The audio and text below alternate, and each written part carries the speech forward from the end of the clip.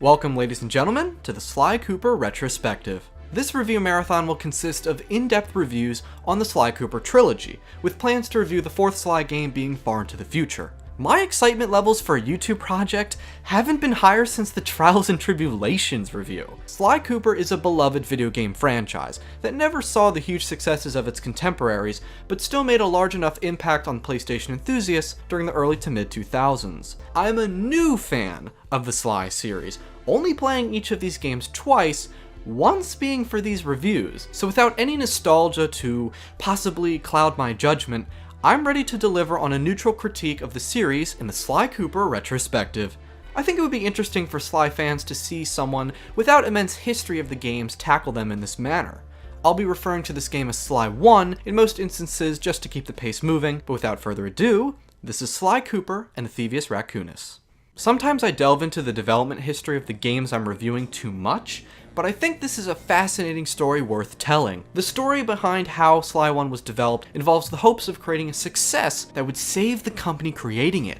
Enter Sucker Punch Productions, a video game company that was founded in 1997. They released their first video game on the Nintendo 64 in 1999, titled Rocket Robot on Wheels. Unfortunately, the game was a financial failure on all fronts, putting Sucker Punch in a troublesome position. But the company was lucky enough to strike a deal with Sony the following year, and in a similar vein to developers Naughty Dog and Insomniac Games, Sucker Punch would enter the 3D mascot platformer genre with their next project.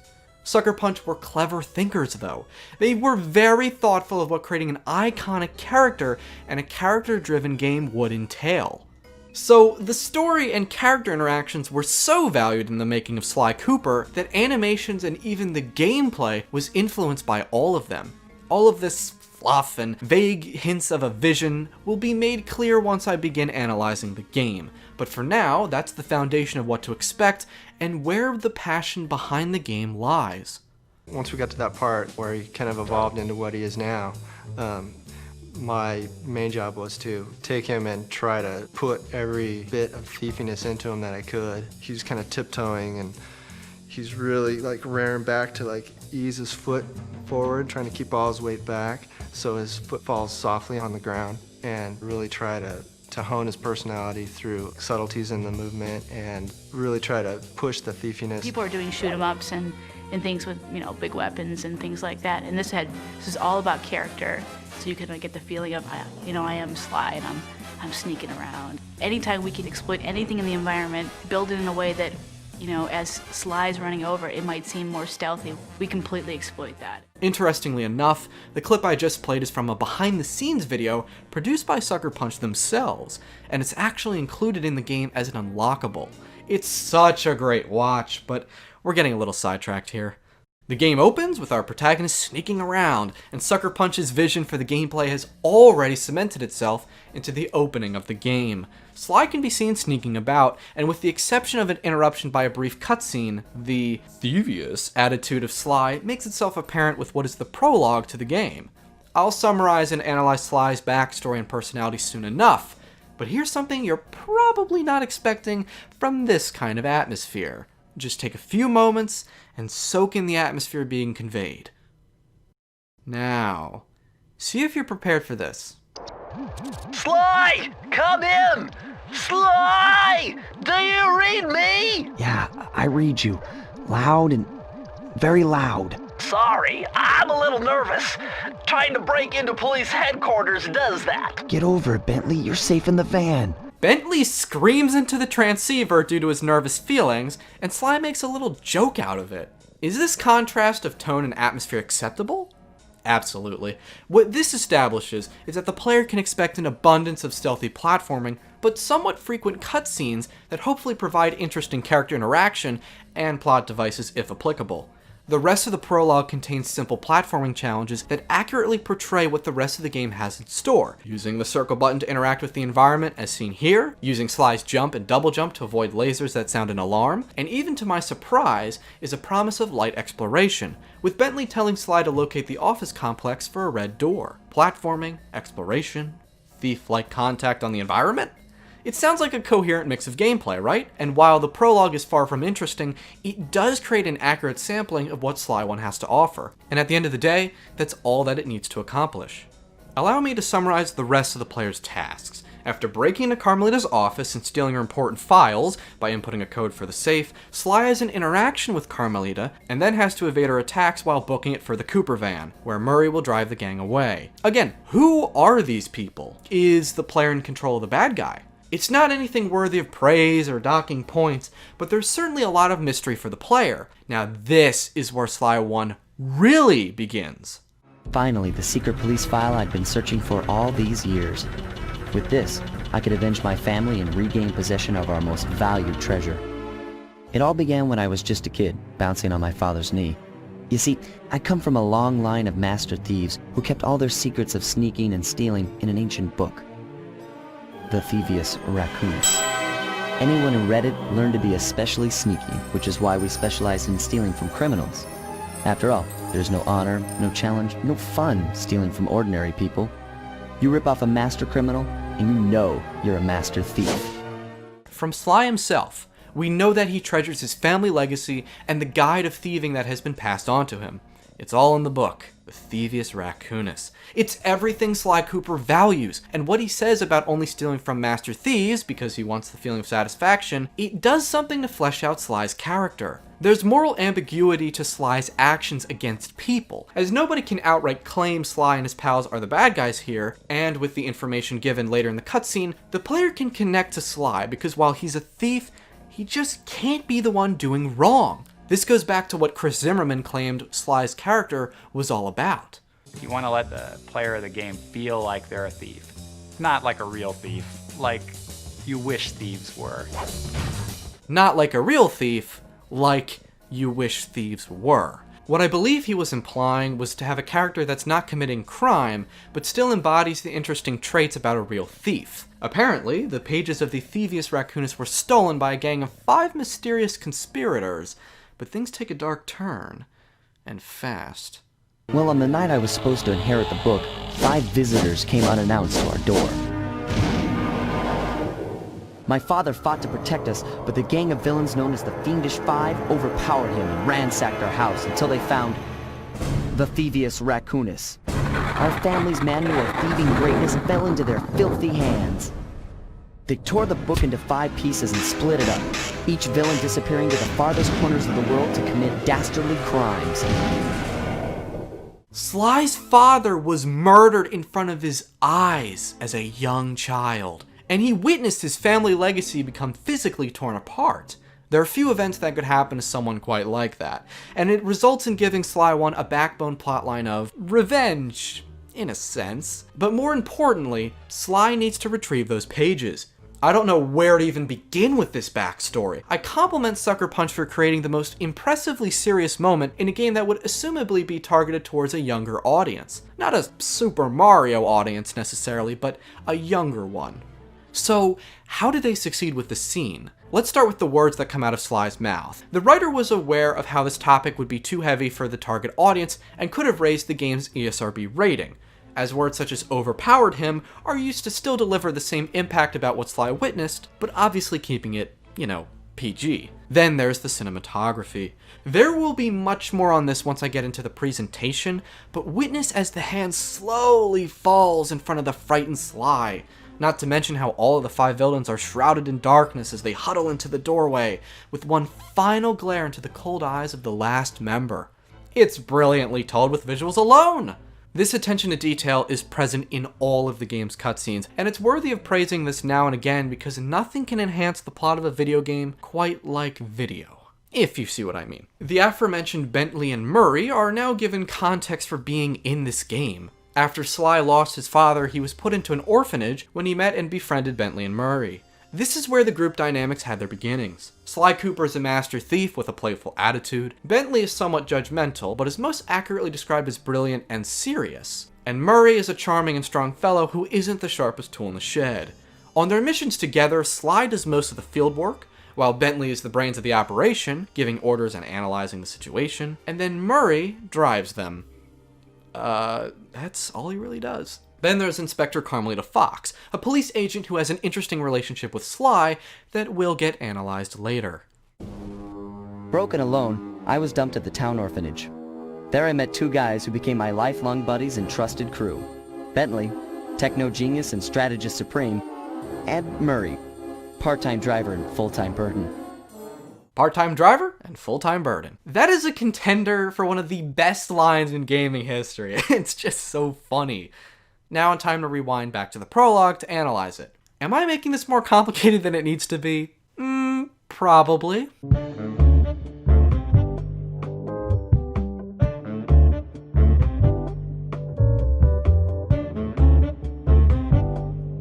As mentioned before, Sly retrieved the case file, but then runs into Carmelita. Sly clearly displays having affection for her, but it's important to note that Sly and Carmelita are on the opposite sides of the law. Again, Sly is our good guy, but he clearly committed a crime, meaning that the player can also have a positive impression of Carmelita Fox as well. Both characters are understandable, even if Sly's backstory comes a minute or two after this takes place. The dialogue is very humorous to me, and Sly's flirtatious attitude doesn't feel forced at all. There's clearly a history with these two, but the mystery of Sly 1 continues. La Exit? Is this where Sanzaru got their ideas? I realize that the pacing of this video has been way too slow, but I need to stress how important this introduction is. So far, Sucker Punch is delivering on creating fleshed out characters and providing a story with more depth than a typical 3D platformer. And that has me thrilled. From this point, Sly 1 breaks into 5 chapters, each taking place in a different part of the world, with one member of the Fiendish Five taking the spotlight. In between chapters, the Cooper Gang is stationed in the hideout that functions as a menu for navigation. The story contains overarching plot lines that conclude in the final chapter, just as you'd expect, but each chapter can be enjoyed on its own just the same. With that said, the villains take control over the plot here. Character interaction between Sly, Bentley, and Murray is as strong as ever as one would hope, but the big picture plot points are locked behind the villains. Unfortunately, they're quite unremarkable. Though the story doesn't suffer a huge blow from this, as whoa, I'm getting way ahead of myself here. Behind the scenes, the villains are somewhat interesting, in that they will give out orders to their henchmen during the player's experience. Our operation is moving along splendidly, with the possible exception being the gross negligence displayed below decks, and I demand the boilers stay at full pressure at all times. The first member of the Fiendish Five is Sir Raleigh the Frog, a young lad who got bored of being rich and thus decides to become a pirate and commit heinous crimes. Oh, that is rich. I'm sorry. He was brought into the Fiendish Five as a mechanical engineer, and his location takes the Cooper Gang out of Paris, as Sly describes, the location being an island within the Welsh Triangle. The only interaction Sly has with Raleigh is during the boss fight at the end of the chapter, so in terms of analyzing the frog, we have to resort to those intercom calls. Raleigh is loud? That's all I have. The problem with the Fiendish Five is that most of them lack depth or direct presence, which is only a problem because of how important to the story they are. The Fiendish Five killed Sly's father and took the pages of the Thievius Raccoonus, and they are the target of the Cooper Gang for the remainder of Sly 1. So I can't stress enough just how relevant these villains are, and so Sucker Punch should have either committed to making the player have something to take away from these villains, or create a different plot arc entirely, but I think the first choice is much more preferable. Docking some points, Sucker Punch. Anyways, here's a clip of Sly's interaction with Raleigh for evidential support. How delightful! We have a guest. The only thing is, I hate unexpected guests! Listen, Raleigh, wipe up my family and steal what's mine? You better expect company. Oh, I'm ever so sorry. I love how over the top the voice actor is, I will say that. Next is Mugshot. His backstory is not humorous like Raleigh's, but is one of something quite realistic. I believe that Sucker Punch deserves some points for having backstories be so varied, and this will continue for sure. When he was younger, Mugshot was bullied for his weak stature. Then he went to see a film that featured a gangster character, to which he instantly strived to become ripped, tough as nails, and a gangster. Okay, so there is some humor in all of this, but Sly 1 often benefits from this witty style of humor anyway, so I'm not going to complain. Nothing is written to be in your face, It's all touched up and delivered with some style, maybe even some class. Mugshot resides in Mesa City, where he owns a casino, and he contributes to the gang by being insanely strong. Mugshot's tough attitude doesn't faze Sly, but his demeanor certainly sparks the need of caution when playing through the levels of Chapter 2. Sure, Raleigh could make your ears bleed with his cords of steel, but Mugshot would probably shoot you for making a civil mistake. His encounter with Sly is significantly more detailed than the Rich Frog's, as Cooper's cane is called into question, as forcing the family lineage into the scene allows itself to reach and climb as something of a more substantial encounter. More tension, more cockiness from Sly, more back and forth between the villain and Sly, etc. If the conversation with Raleigh was squeezing a lemon into a glass of water, this conversation is lemonade. As silly as that may sound, there's just more to this scene. It's stronger writing. After a successful victory for Sly, the villains will essentially rat out their cohorts, as if they mean nothing to them. This is a subtle detail that helps support the writing behind the gang, as each member is clearly only in it for their own selfish gain. As soon as Sly takes back the stolen page and whacks them with his cane, they couldn't care less what happens to the rest of them. The third member of the Fiendish Five is Ms. Ruby, a voodoo priestess who currently resides in the Haitian jungle. As a child, she was seen as scary and frightening to her peers due to her family being of a mystic type. Ms. Ruby's dialogue and her interaction with Sly is very irritating. Oh, Sly, I see your mouth moving, but all I hear is blah, blah, blah.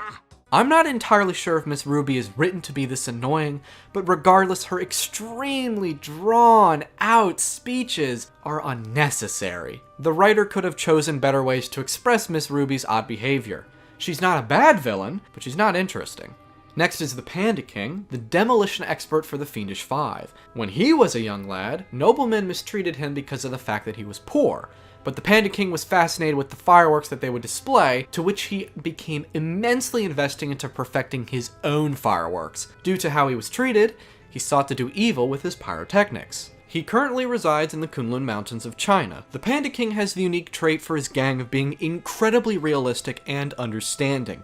He claims that he is no different from Sly, as they both take things away from people, being thieves. However, Sly clearly draws the line somewhere, whereas the Panda King commits purely evil acts that harm people and the environment. Near the beginning of Chapter 4, the Panda King's wrongdoings are exposed to the player. Would you look at that? A fireworks show! Oh my gosh, that's awful!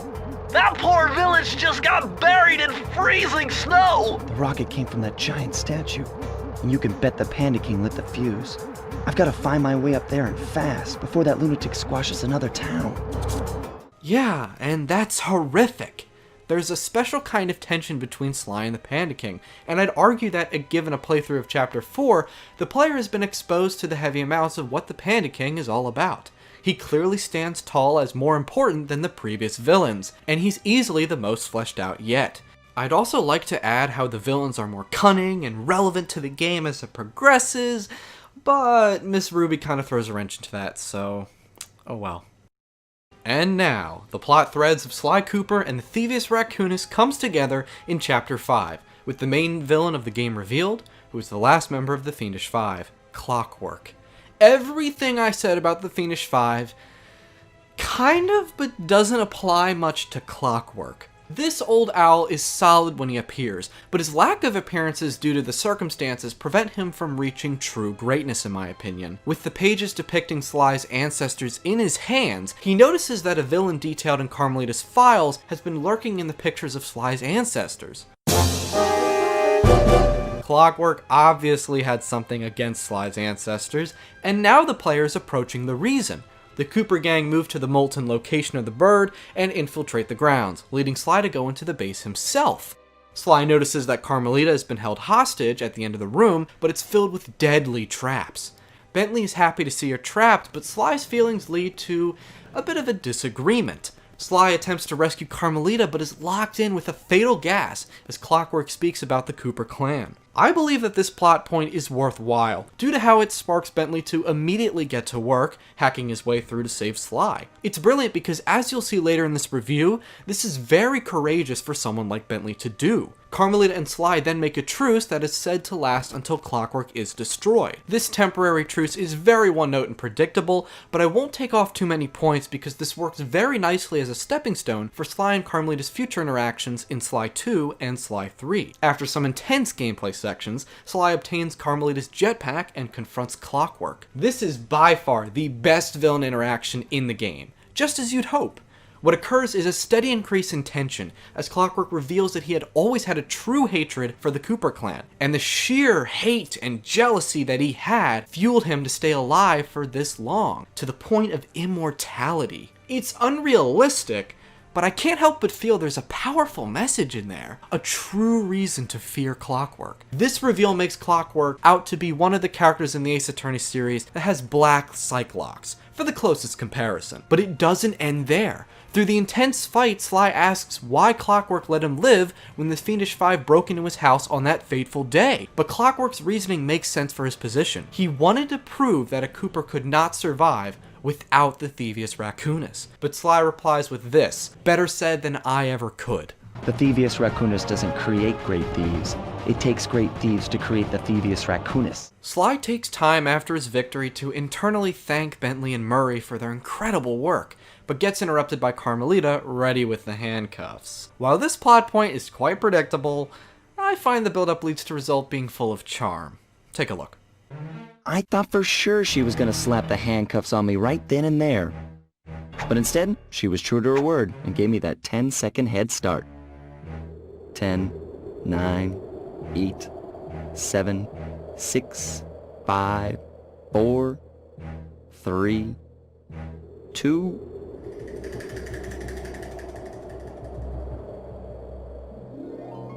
1.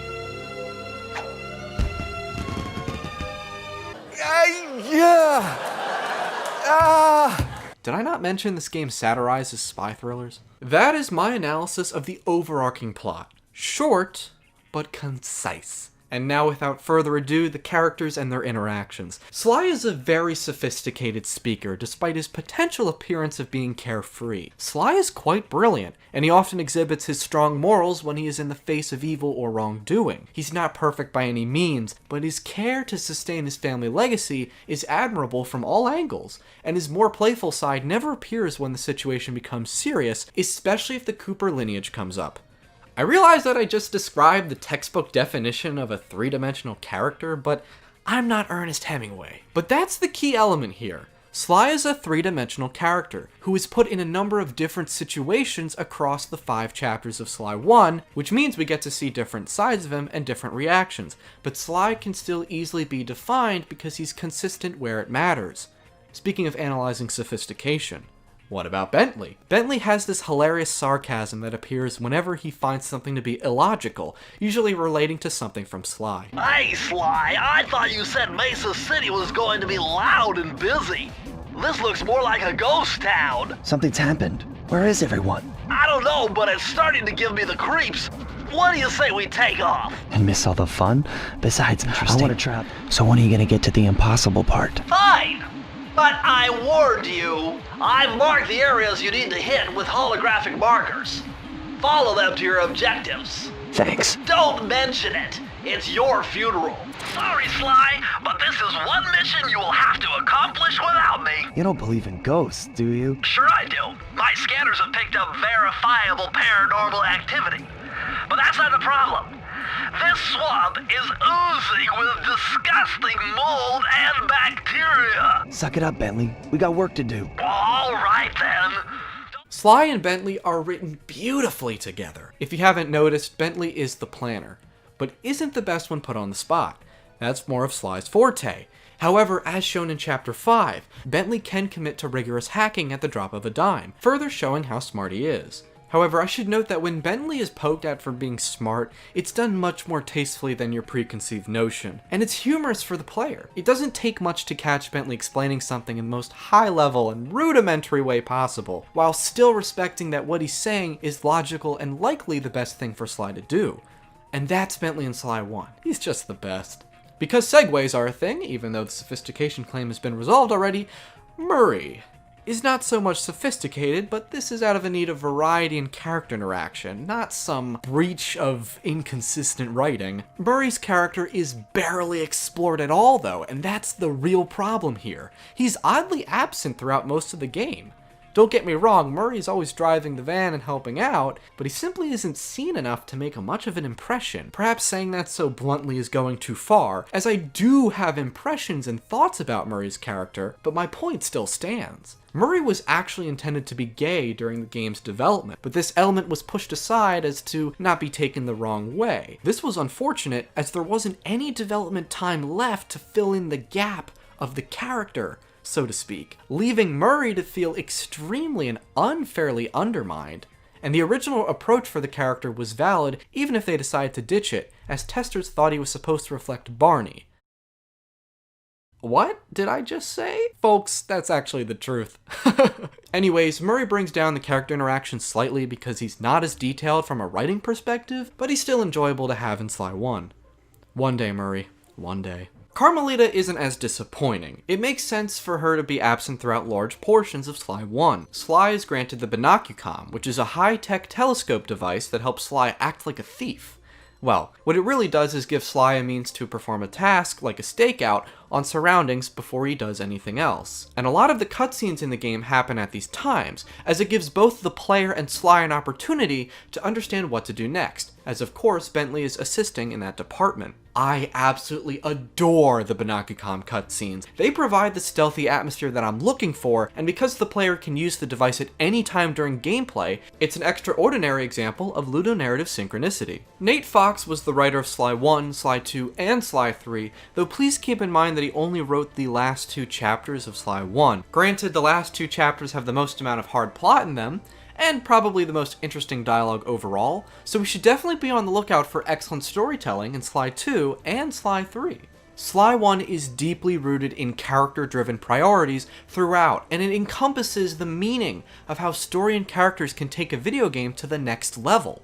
That's what Sly Cooper is all about. Sucker Punch has absolutely delivered on their goals so far. The overarching plot is relaxed and of the looser variety, and the character interactions fill in the gaping hole. Whether it's the preference of the player to have a large emphasis on hard plot or character dialogue, regardless, there are no gaping holes in this story, being told by a video game that aims to create an iconic set of fleshed out characters.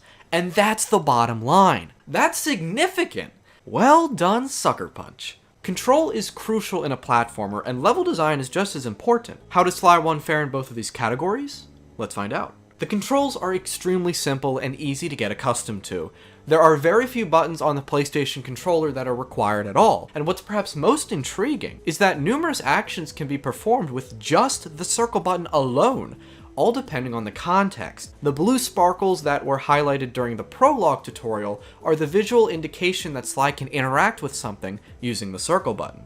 The player has the ability to perform acrobatic moves with these interactions. Sly can swing on hooks with his cane, climb thin rods, slide down rails, and more. These actions are so quick and visually interesting that the game is simply fun to play from the most basic mechanics the game has. This is a platformer with stealthy elements, and I'm pleased to say that the developers took advantage of what I'll now call the sneak moves. These being the ones that are triggered with the blue sparkles. So how did the developers take advantage of these? The player is required to use these moves for both platforming and to avoid detection. Here are some key examples, ones that display how Sly 1's level design keeps the player engaged with how the sneak moves are used in different contexts.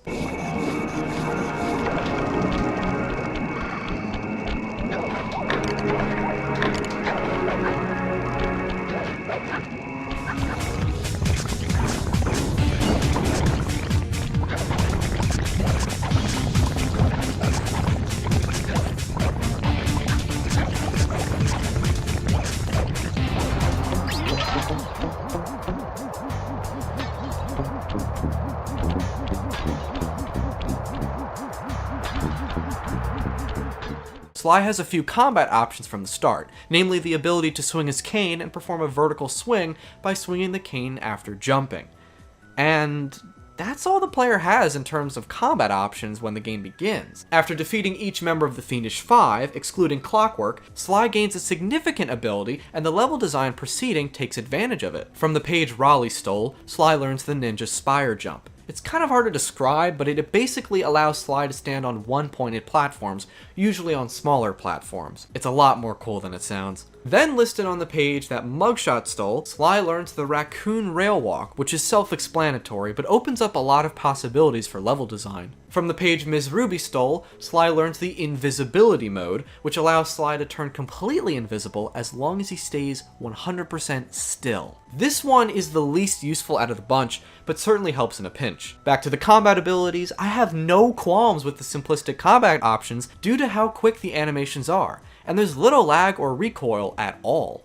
Therefore, the player can feel comfortable using these combat options because the danger of missing is low. Regardless, there's an issue that isn't fixed by the ease of the combat moves: the health system. Sly Cooper dies in one hit. Yeah. Even still, the player can obtain lucky charms that increase Sly's health points, and this essentially makes the health system parallel to Crash Bandicoot's. I have no objections to the health system by principle, I assure you, but the enemy attacks in this game are very fast. The enemies with the hammers are particularly troubling for me. Once the player capitalizes on how agile Sly is and uses the double jump to evade horizontally and the like, basically just learning the ins and outs of Sly's movement, the harsh punishment for getting hit becomes less and less of an issue. Still, I felt unfairly punished during a large portion of my first playthrough of Sly 1, so perhaps it's a little too difficult for new players to understand Sly's movements. For levels that use the main style of play, the objective is to retrieve a key at the end of a level that can be used in a respective chapter hub world to unlock the boss battle. The hub worlds are some of the most meticulously crafted I've ever had the pleasure of exploring. Not even exaggerating. Let's take a look at the hub worlds in Chapter 3 and Chapter 4. In Chapter 3, the green portals that take the player to the levels requires taking a specific path to reach. Interestingly enough, the hub world has a circular design that begins in the center, but the trend is broken along the edges, either by hazards such as water or a leveled building. The light exploration elements are mandatory here, as the player has to explore to find a level. The order in which the player proceeds is up to them. Many of the levels are available at the same time. This sense of freedom is helpful for those who simply cannot locate a particular green portal and may wish to jump into one that they have already located instead. And how could I forget? This hub world is sectioned off at first, but later expands with a more elegant circular design. Chapter 4's hub world is also split into two segments, and each are designed uniquely. The first portion is small, spreading out the levels on different sides, while the center is a roof of a building. The second portion is a sight to behold though. The locks are on the left side, with most of the green portals being on the right. Directly in front of the entrance is an enormous statue of the Panda King, and lots of cold water. But Gavin, that's all! The hub worlds don't seem to be as special as you claim they are! All in due time. It's about atmosphere. I was surprised by just how excellent the level design was across the entirety of Sly Cooper and the Thievius Raccoonus, while I was recording footage and taking notes for this review. I certainly enjoyed myself the first time I played Sly 1, and I certainly thought the level design was solid, don't get me wrong, but not nearly a masterclass type of status. It's no Super Mario Galaxy 2, I guess, but Sly 1 houses magnificent linear level design that's a lot more intricate and meticulous than first let on. The gameplay feels simplistic, mind you in the right ways as I've described before, but the detail in the environments and the atmosphere makes your search for the next key feel more like a satisfying adventure, a quiet one at that. And again, more on that last point will come later. The levels are linear but have non-linear diversions for goodies. The balance between the two is very solid. What I mean by balance is this. Linear game design with non-linear diversions, especially in 3D platformers, can often feel like a hindrance to pacing. Sometimes the pacing does halt for explorative players in Sly 1, when the developers packed in a little too much to collect in certain spots. But overall, I think there's a balance of fitting exploration and directly linear styles of play. So, what does Sly 1 offer for those who enjoy exploring? Well, aside from collecting coins for lives and lucky charms, there's not much to collect. Now I'm pulling your leg. Enter the clue bottles. Hidden in many levels are dozens of bottles, with many being hidden from the player's view. If you collect them all, you can unlock a safe that resides within that level. Bentley will deduce the code for you, and your reward is usually some sort of power-up. These are permanent abilities that further enhance what Sly is capable of, and can be swapped between each other at any point in time. Many of these power-ups were designed for visual flair, and feature very little practical use, which is quite a shame. I give a special shout out to the roll ability, and the power-up that displays where clue bottles are hidden when using the Binocucom. As for the rest of them, I would say not to bother, but you might as well, considering that I actually recommend hunting down the clue bottles just for the fun of exploring. The overall structure of the level design follows one of the game design principles I have labeled in the past, known as paced exploration. For those unfamiliar, paced exploration is what I label level design that is linear, but disguises itself as more open than it actually is. The player feels as if they are truly exploring, when in actuality, the game uses subtle level design cues to make sure you're always on a very linear path. The only difference to, say, the Great Bay Temple of Majora's Mask or the Sargasso Space Station of Star Fox Assault, two places I've used this term before, is that Sly 1 isn't as much tricking you into feeling a sense of free exploration as it is actually giving the player little chances to look here and there, to find those hidden clue bottles. With that said, I'm not implying that the Great Bay Temple or Sargasso didn't have genuine exploration elements to them, but Sly 1 expands more on what paced exploration can contribute to the gameplay experience. And if you thought the praise ended there for the level design, think again. Thanks to the impressive amount of overlap, the cohesion between the simple controls and vast array of ways to use Sly's skills within the levels and hub worlds, the moderate pace of how Sly 1 plays can enjoy the benefits that come with this kind of pace, such as paced exploration. But, getting to the real point here, all of what I just mentioned allows the game to remain fluid. That's the word here. Sucker punch. You wanted the player to feel like a thief, and you succeeded because everything is cohesive and fluid with how the player can proceed. But again, that moderate pace allows those to explore the semi-linear level design if they choose to do so. It's a brilliant mix of it all. Sucker Punch wanted to mix things up, and so there are a few levels that use core gameplay in unique ways. First, the chase levels. These are way too easy, as we could all insert jokes about Carmelita's stormtrooper aiming, but that's been done before, I'm sure. Despite the lacking difficulty, these stages are sublime. One of the reasons being how the levels are laid out to test reactionary skills of the player, rather than pure memorization, which is a paraphrased form of what engineer Chris Bensel says in a piece of the developer commentary. We wanted to have something where it didn't involve as much memorization, where it involved a fair amount of reactionary stuff rather than having to memorize the environment. This is where my positivity for the game takes a slight dip. The alternative gameplay styles. These are mandatory levels within each chapter that have the complexity of a Mario Party minigame. And that's not an insult, but that's just what the player should expect. These gameplay styles should have been optional. Alternative means to gaining keys for progression. One of the biggest faults of Sly 1 is the fact that the player receives diminishing returns on the core gameplay that makes the game so strong. With every chapter, the amount of alternative gameplay styles increases, while the amount of total levels per chapter remain mostly the same. So in the end, these gameplay styles truly do take away from the experience. With that said, some of these are really fun, and the worst it gets is inoffensive, but still pretty boring. I'd like to highlight three particular ones. The first involves our beloved Murray. He takes on an action in the field, while Sly zooms in with a turret to take out enemies that get in Murray's way. To zoom in, the player has to make sure the reticle is close to Murray, but aside from that, it's very straightforward. These are okay. I don't have much to add. It's just nice to see more of Murray in Sly 1, you know? Though be careful, friendly fire is a thing here. If you're gonna fail the mission, don't have it be because you killed your partner. Another gameplay style involves playing as Murray, who's driving in a race to win a key. The Cooper van turns very slippery, but you can take advantage of this to cut corners faster and even ram the opposing racers into the side of the track. But in order to win, you'll need to pick up these items so that you can boost. I've talked to my friend Jay's reviews about this, and he agreed with me that the first driving mission is oddly enough much more difficult than the second one, so watch out for that. And lastly, for the alternative gameplay styles, is the vehicle that features a twin-stick control scheme, allowing the ability to move and fire in different directions. It's simple, but the level design and satisfying nature of the gameplay makes it my favorite of the alternative gameplay styles. Chapter 1, Tide of Terror. The jobs, or levels, in this chapter are extremely well-rounded. And Chapter 2, Sunset Snake Eyes, has levels with slight increases in complexity. One of the best has to be the casino level, due to the wide variety of gimmicks and enemy placement. Ah, that's right.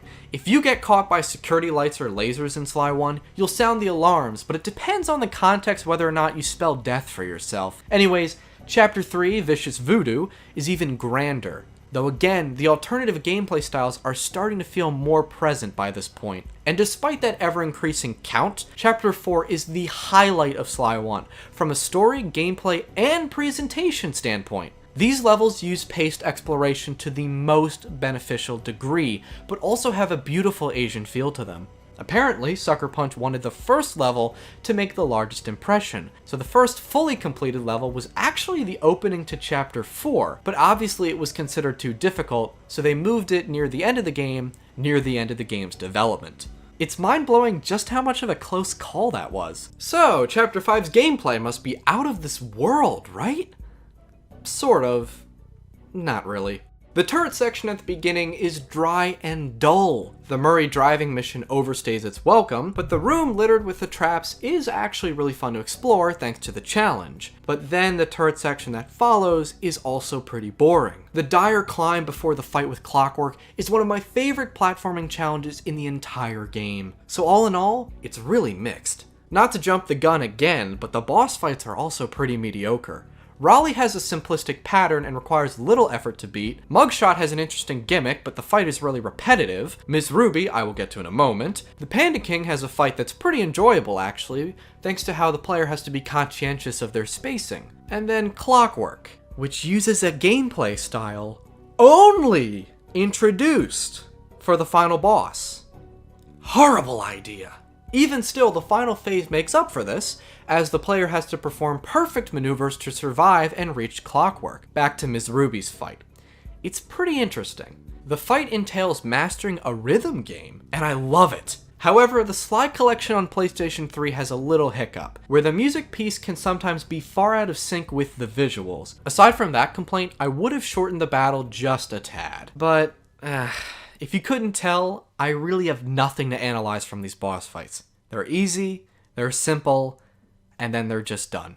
Sly Cooper and the Thievius Raccoonus runs like a dream. The frame rate is at a consistent 60 frames per second, at least on the Sly collection housed on the PlayStation 3. The graphics for a PS2 title are absolutely gorgeous, and the use of color and contrast allows the same game to feature rocky and dirty terrain found in Chapter 2, but still have elegant Asian infrastructure in Chapter 4. Throughout the entire game is a classy take on cell shading, and both the environments and characters feel inspired by comic books. We very early on wanted to make a game that looked and felt like a cartoon, but was one step closer to realism rather than flat and graphic. We started experimenting with different ways we could bring this character to life.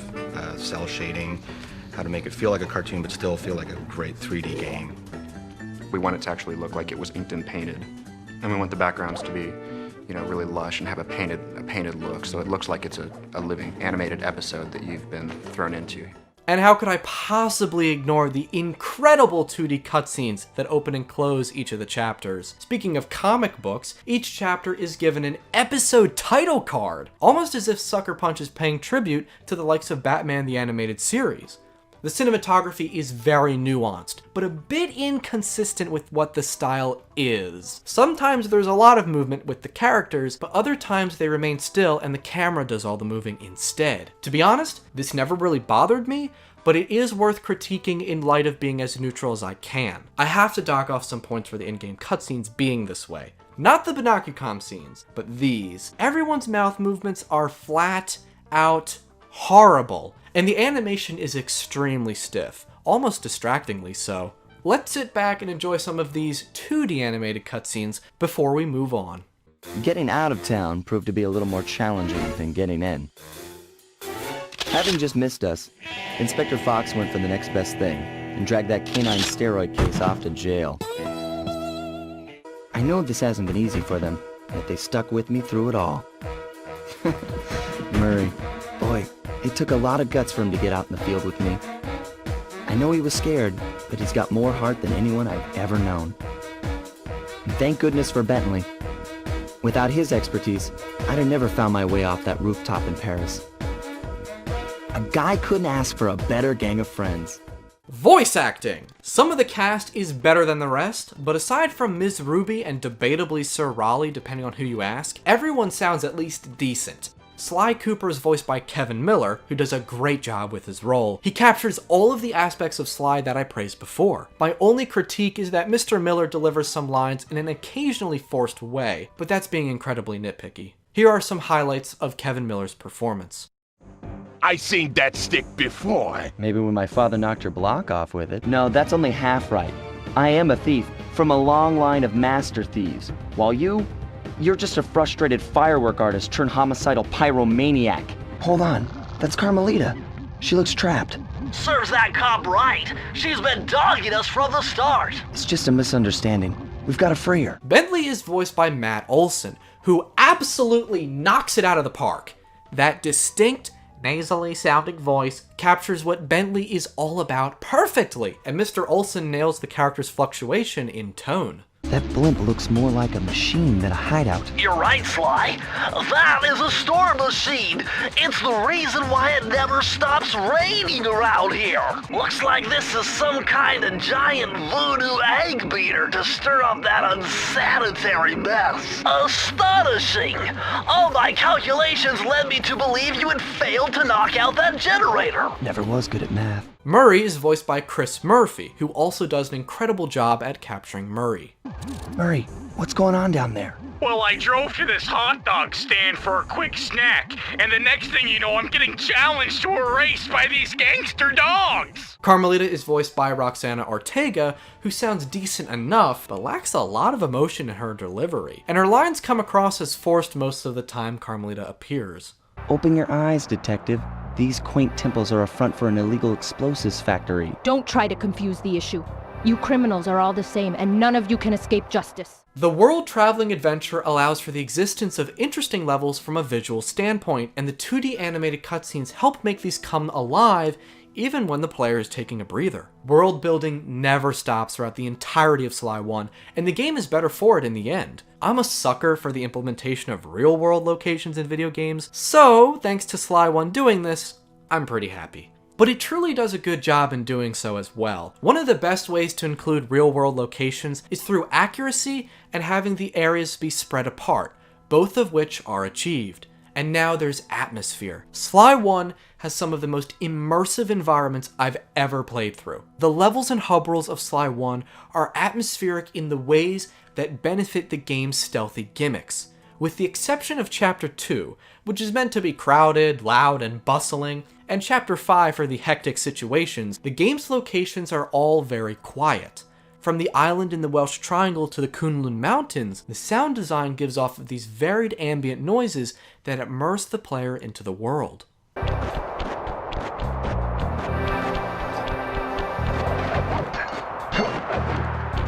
Ever just stand still and admire a landscape in a game?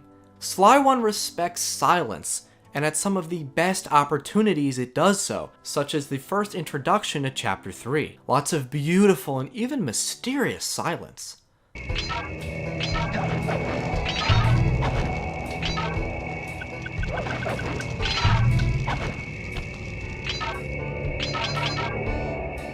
The Binocucom provides so much in the ways of atmosphere. There's something about looking into the world through a lens that makes the player hyper-focused on the environment. And what I mean by that is that it's no longer about timing spire jumps correctly, but what feeling that skybox gives me. It's rather deep at times how much you can get lost in these worlds. I cannot express how badly I want to travel to these areas, especially the outdoor ones. There's so much beauty and wonder, and none of this world would be quite as strong without an atmospheric soundtrack. The composer of this game is Ashif Hakik, who has a tendency to use really rough-sounding samples when action is placed at the forefront.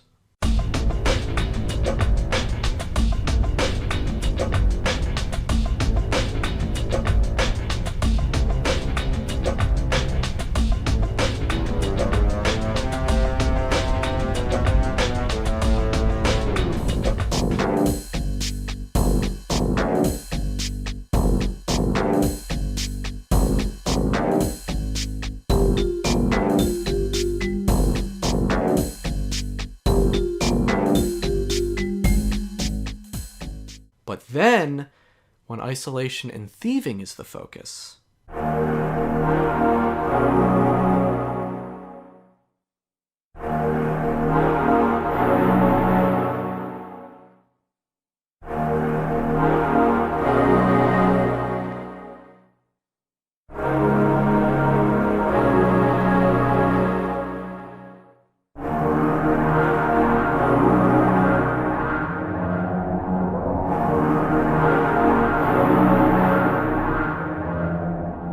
the compositions are incredibly strong, and Hakik used incredible amounts of compositional technique to deliver ambitiously detailed pieces of music. As a music major myself, I've actually used a couple pieces of Sly 1's soundtrack to make certain points about music in general, and basically just show off what video game music can add to the likes of Baroque era, Romantic era, jazz, anything. And I'd love to analyze specific tracks for you now.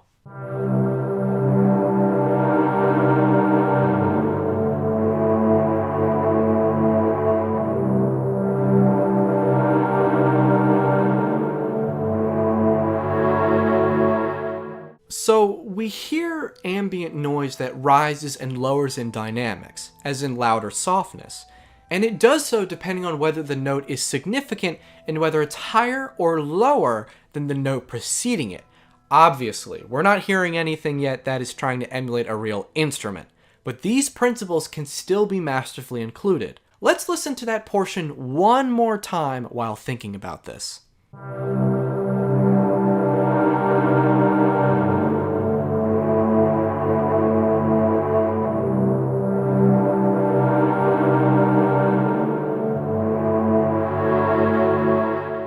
G, D, E flat. At least I'm pretty sure that's what the notes are. I actually couldn't find the sheet music for this one. For a couple minutes, the piece continues this pattern, but the overall volume actually increases, and the pitches go higher, an easy way to make the player feel more on edge the farther they get into the stage. Around 3 minutes in, and the piece heads into the development section, where the melody is largely the same, but it's treated as a variation.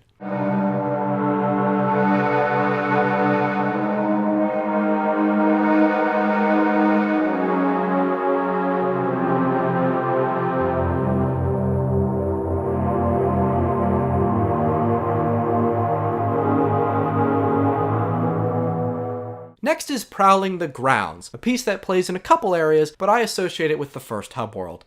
Let's focus on the melody only.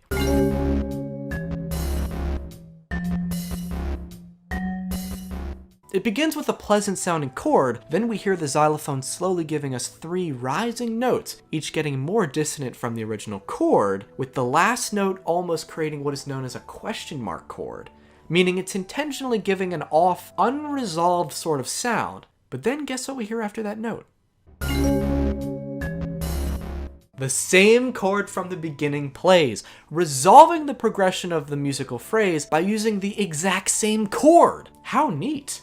Oh, and the instrumentation for Sly's 1 soundtrack? It's pretty strange. But I think the samples fit the game's atmosphere so well that I won't take any points off. This soundtrack is one of my favorites in gaming, and after being analyzed, it stands quite tall. I have nothing to criticize the soundtrack for, to be honest. What about having forgettable tracks? I'm not sure if this is a hot take, but I've never cared for the forgettability argument. To me, whether something is memorable or not is not important, but I want to be forthright that I have no qualms with people using that argument. It's just not something I'm going to use personally, that's all. At least not for some time now, and no plans to do so in the future. And to close out, a couple more excellent tracks.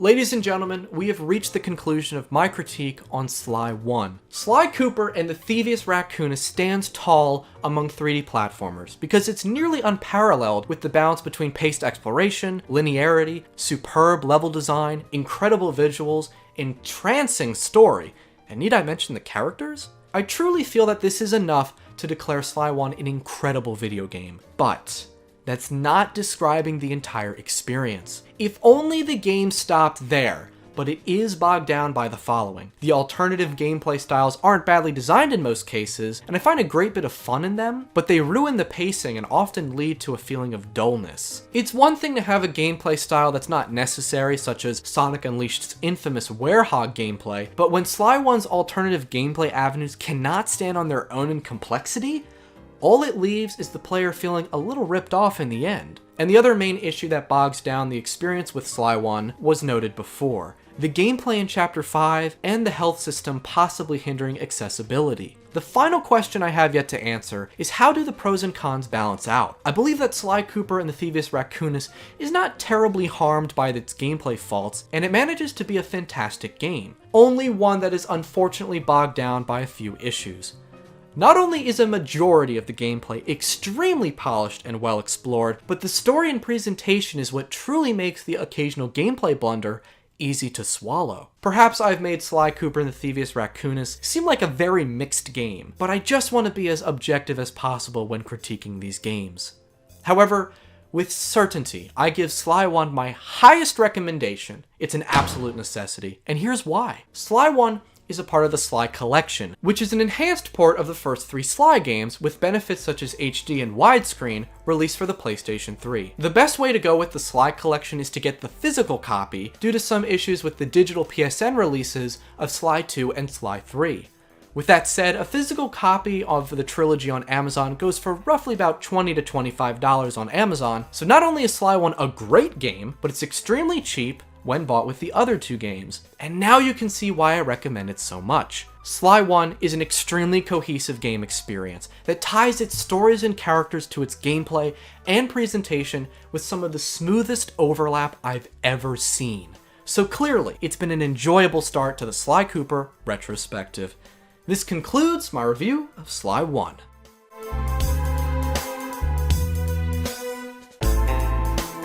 I just want to give a special thanks to everybody who watched this video, and I hope you stick around for Sly 2 and Sly 3. I'm well aware that people such as B-Mask are or have created their own Sly Cooper marathon, to which you should totally check these out by the way, but I hope you still found that what I had to say was different from what everyone else was saying.